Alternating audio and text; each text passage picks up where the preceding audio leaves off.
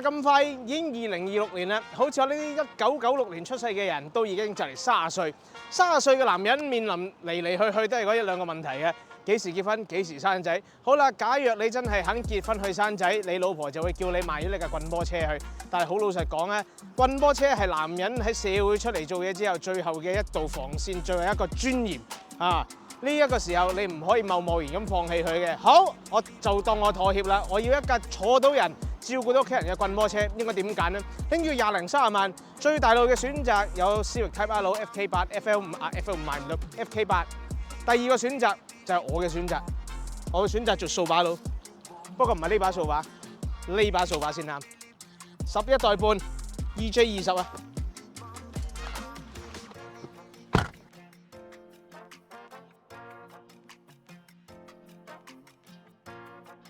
其實好多人咧，家境若果唔係話特別富裕嘅話咧，好多時都真係要一結婚生仔就要放棄佢哋年輕時期玩嘅所有跑車。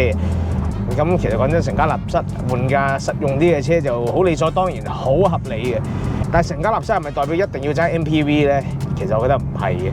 若果你只係生一件半件啊，其實一架呢啲咁樣嘅11代半咧，都可以應付到家庭需要，亦都可以滿足到你嘅睾丸同埋男性荷爾蒙嘅需要。呢一部掃把佬11代半咧，好老實講，若果從一個駕駛者或者一個 enthusiast 嘅角度咧，咁多代 STI 入面咧，你可以話佢係最重、最鈍、最唔掃把佬嘅一架，因為佢其實已經由11代開始係慢慢即係個體型叫做有增長啦，同埋佢嗰個 size 亦都有翻咁上下大，馬力亦都冇話特別大到，咁所以若果你話你從一個熱血角度咧，你會覺得呢架車唔夠熱血，又或者冇以前嗰啲GC8、7、8、9代咁好玩或者咁純粹。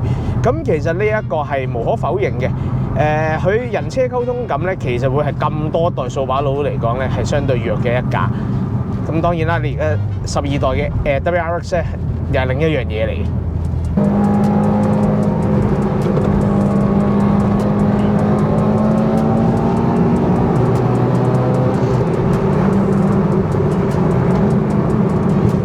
咩叫辣啊？咩叫辣車？掃把佬就可以話定義咗咩叫辣車。你幻想下裝住 baby seat， 你都依然可以咁樣飛，有幾多架車可以做得到 ？Not a lot。你而家話 Tesla 係好快，小米係好快，但係完全講唔上個辣字。呢架車辣得有勁度，哇！舉手投足、語氣做手，全部佢有齊晒。同埋好老實講咧，掃把佬咧呢個名啊，我覺得真係好撚貼切。掃把佬可以話係地球上最麻甩、最冇美感、最唔顧美學，係純粹係體味男性荷爾蒙嘅展現。當你真真正正劈佢嘅時候，好老土咁講，真係成個男人翻晒嚟。同埋呢架車我都唔記得同大家講個重點啊！呢架車就係大家好渴望追求嘅 EJ20，仲要美期款啊！其實咧呢一架車咧 suppose 係唔應該喺香港行貨度出現嘅，而事實上當年意美引入呢架車咧，亦都係排除萬難咁樣做出嚟嘅。呢一架車當年佢唔係做一般行貨車咁樣 type approval 咁樣嚟香港，呢架車係意美當時嘅 GM 到依家都係啦。佢話要入翻嚟，佢就逐架，好似水貨車咁樣驗廢氣啊，咁樣出牌。其實手續上係一啲都唔容易，係甚至係麻煩嘅。但係為咗令到香港嘅消費者可以擁有到呢架車咧，當年意美係有咁樣做到，亦都唔係間間代理會咁樣去做。咁點解我哋成日都會話玩呢啲 STI 一定要玩 EJ20，唔好玩 EJ25？我覺得係有少少改觀嘅。以前我都係一味追求 EJ20，因為 EJ20原裝就已經上到8000轉，喺一個 turbo 機器你上到8000轉係好難得，好難得。你歐洲組有邊架車得啊？但係講緊當年可能40零萬車，你已經可以擁有到一副上到8000轉嘅2000cc turbo 機器。事實上咧 ，EJ20咧係有一種轟炸機嘅感覺，係一路嗌上去。咁但係 EJ20個唔好處係咩咧？就係佢始終2000cc 大 turbo 咧，咁樣推喐架車咧，佢低樓係會比較差啲嘅，尤其是喺11代前期咧，尤其明顯嘅。你會覺得架車咧唔係好肯行咁樣嘅，呢一個係佢嘅弊端啦。咁 That's why EJ25咧先會有呢個存在。咁當然啦 ，EJ25其實一開初係為北美啊嗰啲外國市場而設嘅，因為佢哋嘅油品嗰個辛烷值比較低啲。EJ25佢個抗爆震能力會比較高啲，同埋扭力又好啲，副計又唔使嗌得咁辛苦。咁有好多人都會話：我唔玩 EJ25係因為佢淨係去到6000零轉。如果以原裝計，佢的而且確係只可以去到6000零轉就收隊。咁但係咧，其實有啲掃把佬嘅車房同我講，其實 EJ25嘅潛力係會遠遠高過 EJ20，因為 EJ20改咗個 turbo，基本上佢都一樣可以嗌到8000轉。而其實 EJ20話嗌到8000轉啦，其實呢一架車嗌到8000轉咧，佢得個嗌字嘅，佢已經冇乜力嘅。實際7000轉開始已經係有少少腳軟，或者可能更早添。佢係嗌到係一種情懷啦。咁但係你話佢係咪真真正正叫做俾你可以長期好似 FD 咁樣踩高轉嚟去發力嘅車咧？佢唔係好正宗嘅呢一 part。如果你話要一副嗌到8000幾轉都仲係好有力嘅，嗰啲叫 Type RAR， 係啲特別版嗰啲有其他嘢嘅 supporting mods 咧，就真真正正叫做一副8000轉高轉嘅氣。呢一副係上到，但係嗰啲力咧已經冇乜㗎。呢架車比起 GC8 789代好似冇乜掃把佬味咧。其中一個原因係因為佢已經轉用咗呢個 Twin Scroll Turbo。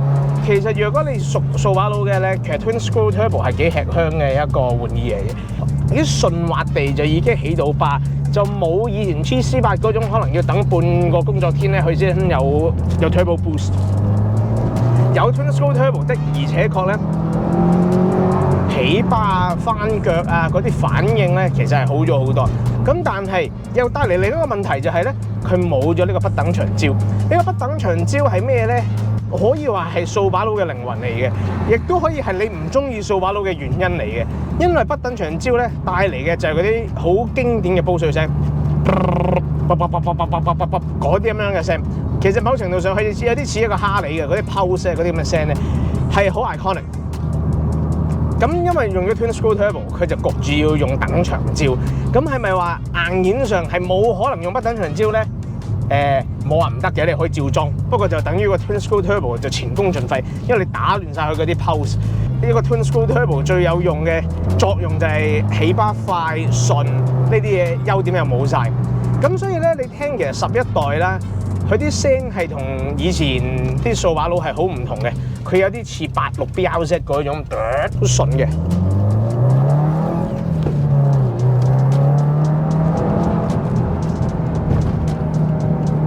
咁我哋如果 settle down 我哋做翻個好爸爸或者做一個家庭男人，呢一架車行 highway 嘅表現又如何咧？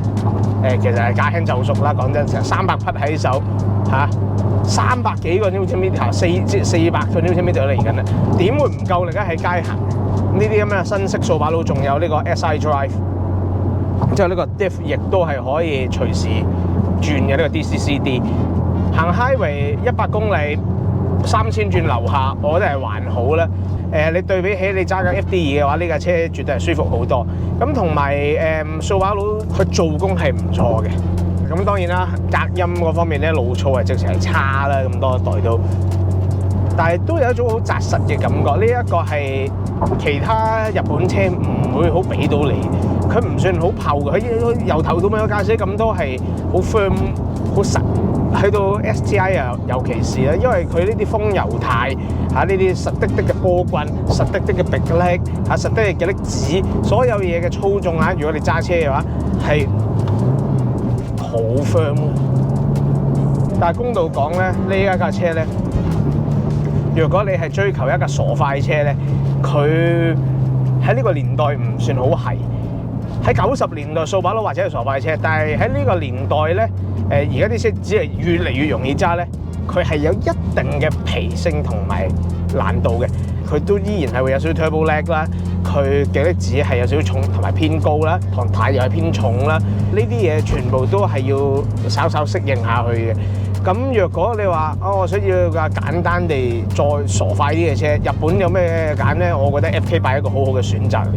但係 FK8 咧，個駕駛感好老實講，快還快，真係相對下有啲無聊，冇乜快感啊！我揸落去。咁你可能我會好奇啦，究竟11代同11代半呢兩代車其實個分別大唔大咧？話好大分別咧，都係呃你嘅，因為佢哋骨子裏都係同一架車嘅。其實只係前期同埋尾期嘅分別，唔好俾個咩11代、11代半咁樣妖言惑眾得太緊要。骨子裏 essential 嘅駕駛感咧，其實大致係一樣嘅，你都係有呢個重疊疊嘅風流軚啦，6速棍波，亦都係好典型掃把佬嗰種有少少沙石嘅感覺嘅，不論新車又好，二手車都可以實有少少呢啲咁樣嘅感覺。而呢兩架車最大分別係咩咧？我哋聽就係嗰套 DCCD 啊，嗰個 Center Diff 咧，佢哋嗰個操作模式係有少少唔同嘅。表面上都係靠一個碌碌去分佈你嗰個前後嘅配重啦、扭力分佈啦。咁但係前期款講緊11代咧，佢係用半電子半機械兩溝嘅，佢依然係有隻 mechanical lock 喺個 Center Diff 度，之後再有啲電子嘅分配。咁但係咧，去到11代半咧，佢已經變咗全電子行 multi-plate clutch， 就基本上冇一個機械嘅硬連接咁樣嘅。去到呢一代11代半咧，就已經變咗純電子嘅一個 center diff。咁有啲人就話佢反應係再快咗嘅。咁但係有啲如果你話中意揸機械感強啲嘅，可能會中意11代多少少。對於我嚟講咧，好老實講，我唔係好揸得出個分別。反而咧呢一架車，始終佢改咗條死氣喉啦，我覺得踩落去咧係順過同埋兇狠過啲原裝嘅11代，咁呢個可能係少少分別啦。咁但係如果要概括佢嗰個駕駛感或者佢個速度感咧，唔弱㗎。其實講真，投入感都幾強，強過 FK8啊喺我眼中。咁當然你去到12代嘅車變埋電體嘅時候咧，嗰個質感咧就已經唔同咗啦。咁其實又咁講，如果你買11代半嘅 WRX 咧，其實嗰啲都電軚嚟嘅，嗰啲都唔係風油軚。呢一架係真係最後一架冇嗌西嘅掃把佬，因為由於佢嘅風油軚，佢根本係做唔到嗰啲咩 lane keep assist 啊嗰啲嘢，佢亦都冇因為嗌西而夾硬閹咗個風油軚，冇去索性兩者唔好共存啦。你揸得呢個就唔需要嗌西，你就嗌西。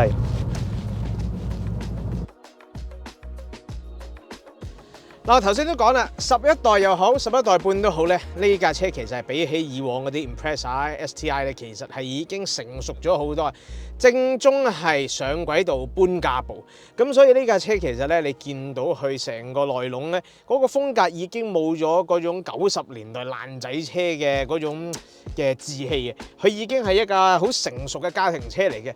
當然啦，好豪華就講唔上，但係咧你叫做要有嘅現代設備咧，呢架車都會有嘅，例如呢個 Dual Zone Climate Control 啦，呢個多功能嘅Trip Computer 啦，咁喺呢度控制嘅嗰啲嘢，好多油耗啊顯示嗰啲嘢，但係最好唔好俾你老婆見到呢架車嘅油耗係幾多，因為呢架車嘅油耗都幾恐怖下。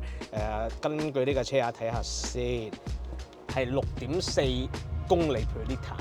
每 lit 油行6.4公里啊！呢個油耗數字絕對係唔理想。咁但係講真啦，呢啲車咧有苦自己知啊嚇！入油嗰張單唔好俾你屋企人見到就得啦。咁但係 anyway 啦，若果佢哋係齋坐嘅，唔過問呢啲嘢嘅，佢哋大致上都會對呢架車嘅內籠係表示滿意嘅，因為張凳其實係正正常常好坐嘅，唔難上落嘅。咁啊，同埋都叫做衰衰地都叫有啲真皮，再加啲Alcantara 咁樣嘅裝飾，睇落去唔低檔嘅。至於你話點樣分咧？行貨水貨版咧，其實係有少少難分㗎啦，開始，因為行貨版咧基本上由11代到11代半，90%時間佢都係入 EJ25嘅。咁 EJ25咧，你會睇到佢嗰個 infotainment 咧係原裝嘅 infotainment 嚟嘅，係有 Subaru 嗰啲掣係冚得好好嘅，唔會呢個外掛機頭咁樣。但係呢一架雖然佢個標台係寫日文字啦，但係其實佢都係意味嘅行貨。但係由於當年佢係入一啲 JDM 版當水貨咁樣去做呢個入口手續咧，佢呢個咁嘅機頭咧，亦都係意味後來配俾佢嘅。咁所以睇落去呢架車好似水貨車又行貨車咁，就係咁解啦。尾期19年、20年最後嗰水 EJ20 JDM 咧，全部都係咁樣嘅，全部都係自己裝嗰個機頭，但係佢都係行貨車嚟嘅。咁至於你話11代去嗰啲EJ20咧，嗰啲一定係水貨嚟嘅。咁啊，而家我見好多水貨商都入定，咁啊，因為有一期 EJ20嘅呢啲咁嘅11代又好11代半咧，都炒得幾熱切。咁啊，依家其實嗰個炒風開始係冷靜翻落嚟，個價錢回落翻唔少嘅。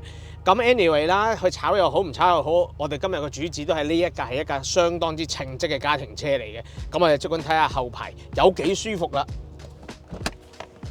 嗱，上到嚟後座咧，佢嘅空間其實就同當年嘅 Levoque 啊，或者依家嘅 Crosstrek 啊、XV 啊，其實真係差唔多，因為都冇乜話大變化。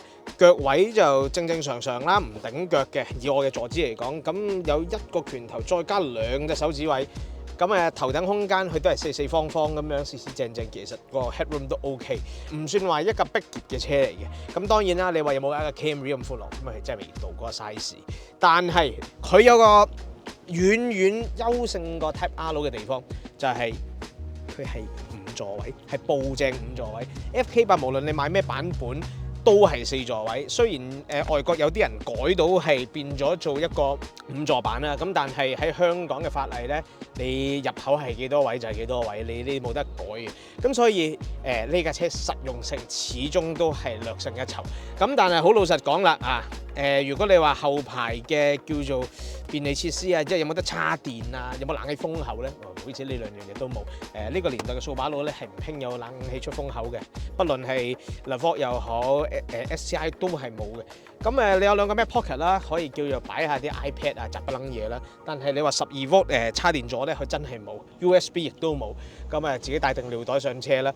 咁門邊咧亦都有個 OK size 嘅 door pocket 啦。咁其實都叫擺到下水啊、雜不楞嘢都可以攝落去嘅。咁但係都係嗰句啦嚇，若果你話真係要載人嘅話咧，呢架車絕對係要比起 FK8要出色嘅，始終多個位就係多個位。咁至於尾箱又如何咧？嗱，講真，呢架車作為一個 sedan 咧，我對佢嘅尾箱空間咧有翻啲期望。話到明係房車，話到明係掃把佬，呢隻尾翼梗係唔少得咧。其實都幾實用嘅，攞嚟擺下咖啡，擺下便當，喺度琴棋書畫樣樣皆精都冇問題。咁但係 anyway 啦，呢架車個尾箱又如何咧？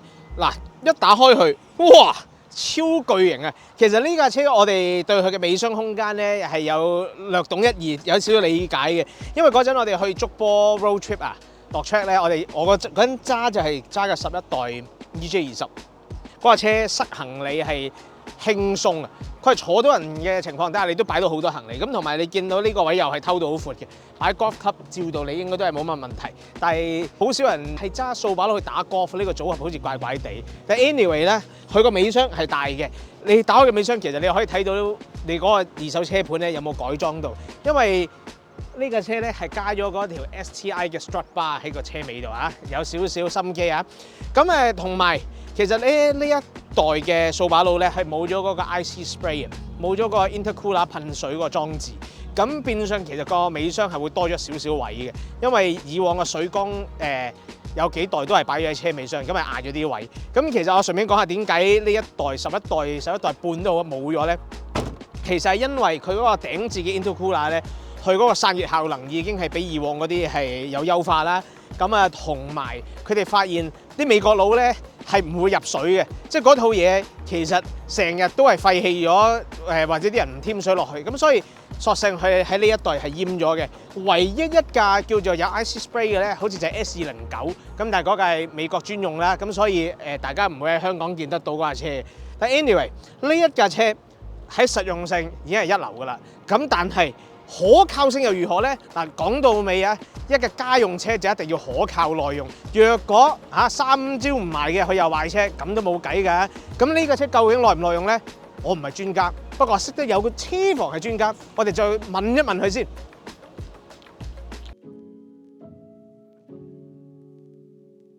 嗱好啦，11代半都好，一定要買之前 check 清楚佢。但係單憑我講就唔夠說服力啊，梗係要揾掃把佬現役車主兼係專整開掃把佬嘅東啦。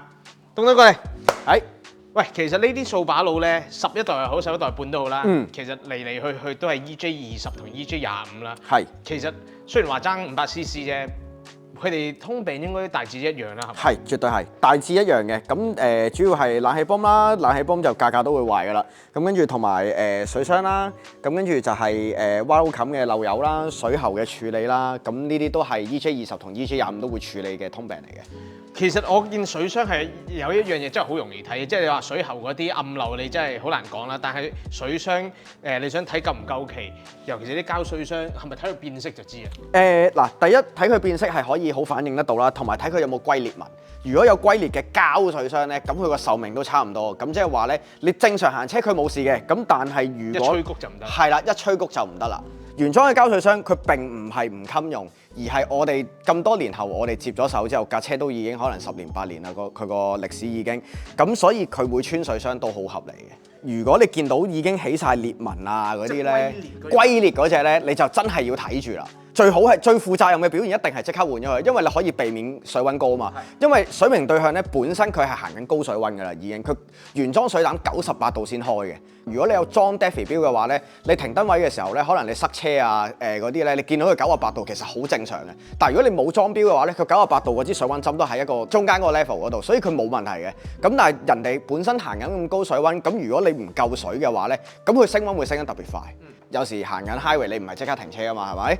咁你煲得耐嘅話咧，佢就會燒生口嘅。哇！呢個就啲鬼佬成日話啲 EJ25 blown head gasket 就係呢啲咁嘅原因。係，咁一定係 overheat 造成嘅。咁其實基本上，如果你話你睇一架呢啲VAB STI 咁樣啦，有乜嘢一見到係大忌啊？即係如果你一打開頭咁見到，又冇乜特別嘅喎。其實，因為通常咧我哋普遍市面上見到嘅掃把佬咧，都冇乜話好嚴重錯誤嘅改裝擺咗落去副機器度嘅，係啦。拆極有個譜啊！拆極有個譜啊！通常啲人唔夠膽改啊，因為所以喺街度買到啲車好原裝啊。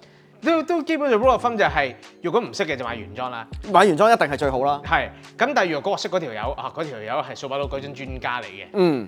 咁後果自負啦。嗱，如果你買一架又改晒 turbo 啊，又改晒單批啊，有晒所有基本配備嘅車，即係可以講係 track ready 嘅車啦。咁嘅情況，你係識上一手車主，而且你知道佢喺邊個度整嘅，咁整掃把佬都不外乎嗰幾個單位嘅名人㗎啦。咁你如果對佢哋認識，亦都有信心嘅話，咁就係唔怕買嘅，因為水平對向本身係一副好襟嘅機器嚟嘅，同埋其實係相對簡單啊嘛。相對簡單㗎，呢啲係好低 B 嘅科技嚟嘅啫。水平對向係，只不過係你會唔會去保養佢，同埋你有冇揾啱人去做。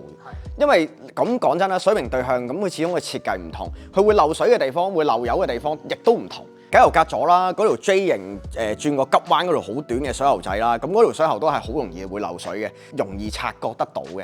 咁但係如果喺任何水平對向身上咧 ，EJ25 好 ，EJ20都好啦，成套水喉換，其實呢個係基本套餐嚟嘅。如果你話你10萬8萬公里嘅，基本上可以唔使諗嘅，你全部水喉換晒佢，連埋個水泵 cam 帶，跟住然之後通常 cam 碼油氈嗰啲都係會跟住漏油嘅嘢嚟，就算唔漏油你都會換㗎啦。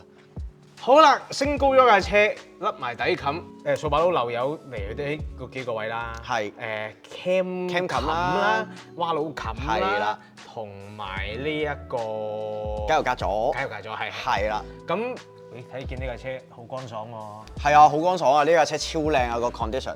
油底相對少漏啲嘅，最主要係個 cam 冚，因為喺上邊由 cam 碼漏落嚟咧，漏到周圍都濕晒嘅，同埋啲盤氣喉都係。即係呢一個計冚都會掹實晒油，係油浸會油浸嘅。基本上你拆底冚之前咧，你一定會見到佢係濕咗噶啦。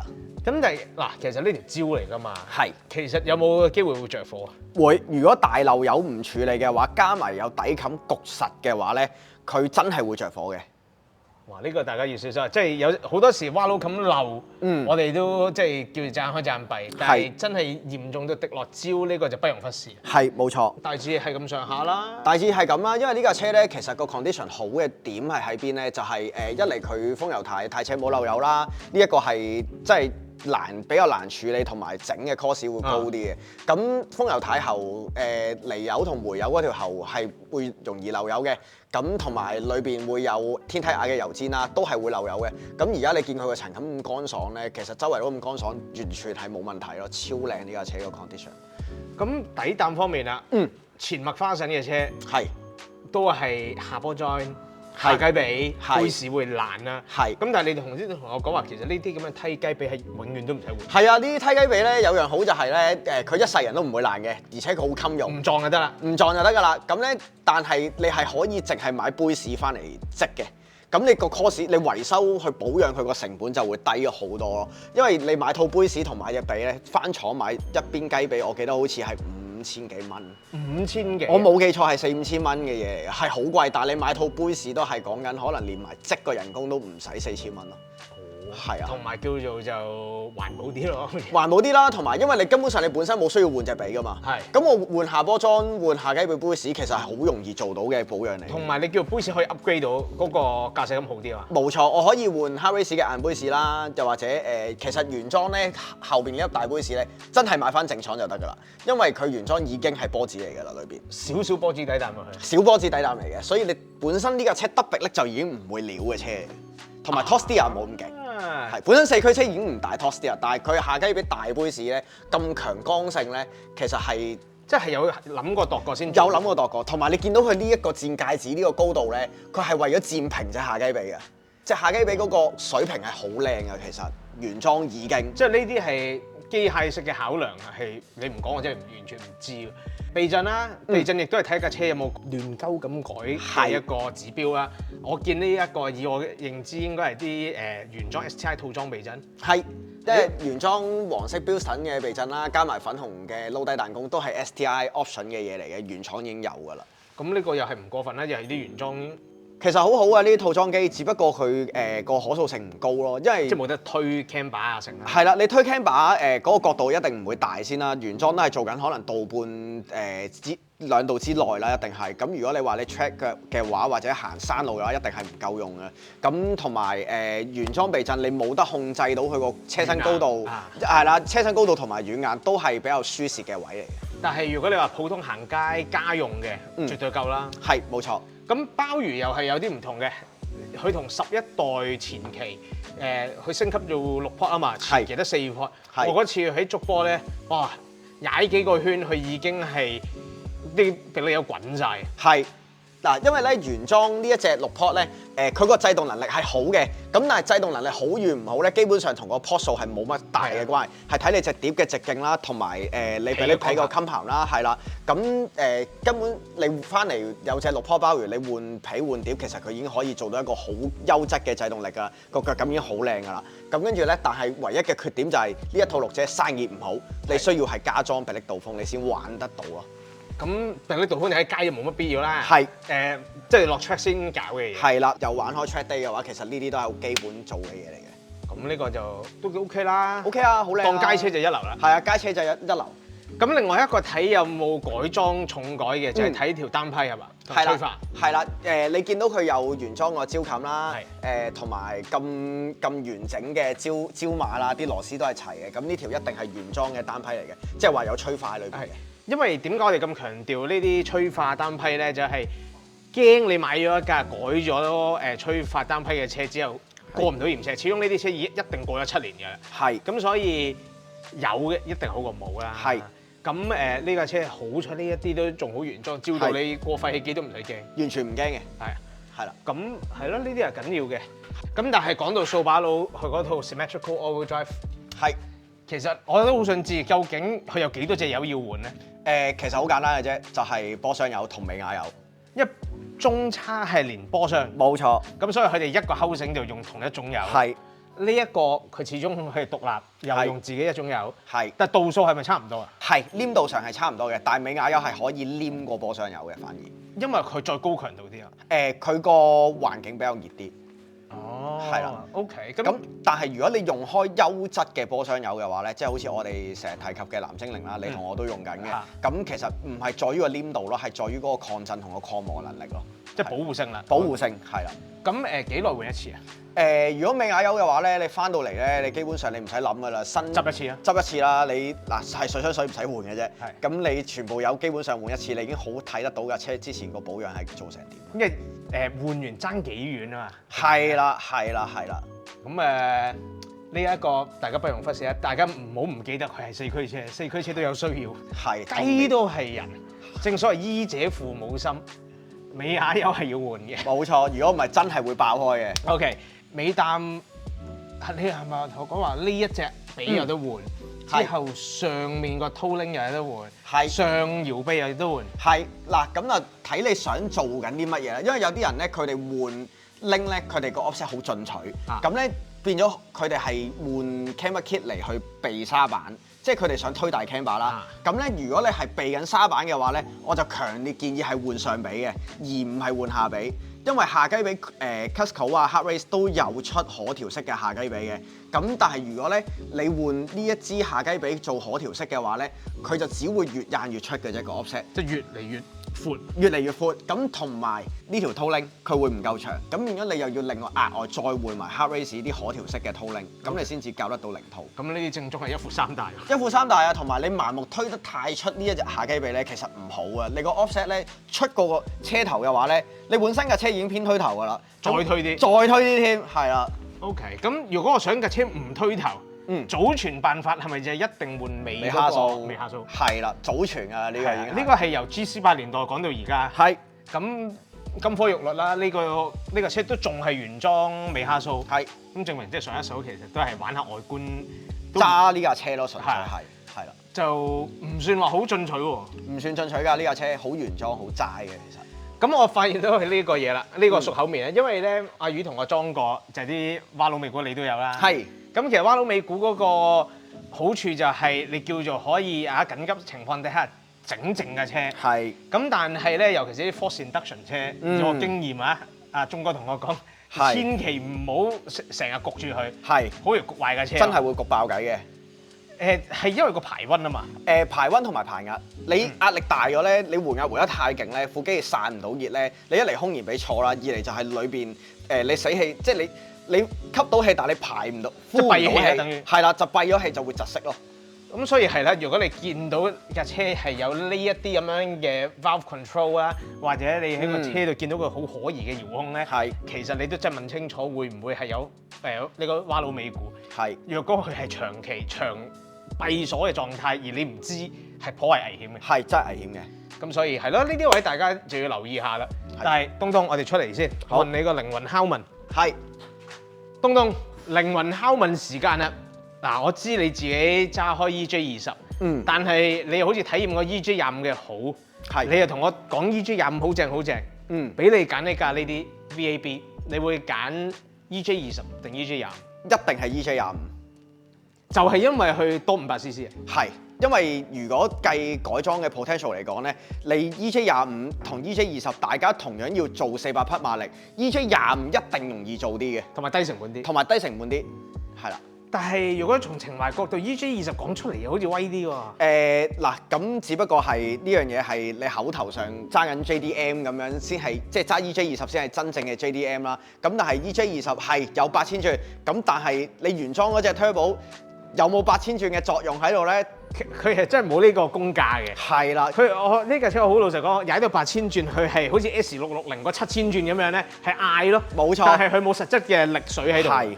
咁你同我講話 EJ25係裝咗隻大 turbo，佢推得上去放翻轉數，其實佢一樣係做到8000轉嘅，一樣做到。係 EJ25一樣係做8000轉冇問題嘅機器嚟嘅，大家唔好誤會咗呢樣嘢啊！EJ25係一定係可以安全地做8000轉嘅。OK， 係。咁但係 anyway 啦，我哋撇除咗呢個，我哋呢番説話會唔會影響到 EJ25升價 whatever？但我哋照翻而家呢個市場價值去睇咧，其實EJ20普遍都係保值過EJ25。絕對係嘅。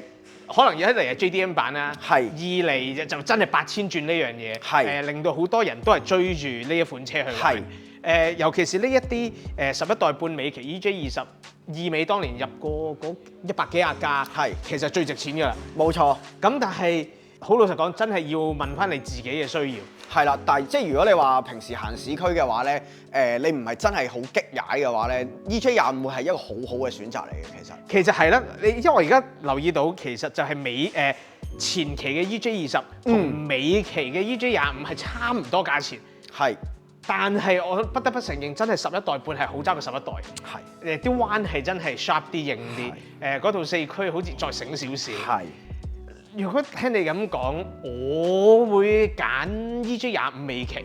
係，冇錯。好似咁樣係最抵玩嘅。最抵玩同埋好多觀眾好 care 嘅，成日都掛在嘴邊嘅低扭。EJ25嘅低扭係超強嘅。好強好強。你行住個4波，你係可以行時速30公里，行4波而唔打冷震嘅架車。哇！咁呢樣嘢冇得輸啦。係，佢起到身嘅，佢照樣係起到 boost 嘅，冇問題嘅。咁你而家知道專家嘅意見係點啦？觀眾們，唔知你聽完之後，你會揀 EJ20定 EJ25咧？定係11代？呢啲太重啦，都係玩翻7、8、9代咧。嗱，我哋知啊。